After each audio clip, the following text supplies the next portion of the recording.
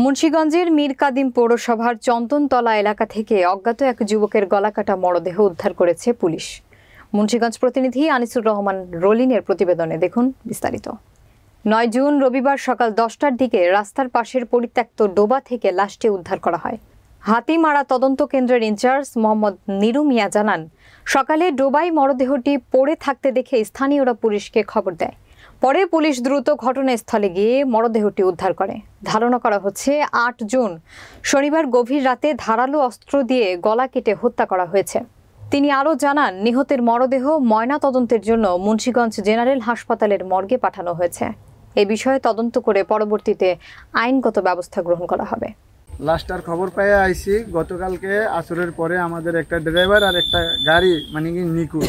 এই জন্য আইসা দেখলাম এটা আমাদের লাশ না। ঠিক আছে, আমরা মুন্সিগঞ্জ সার্কিট হাউস থেকে আসছি।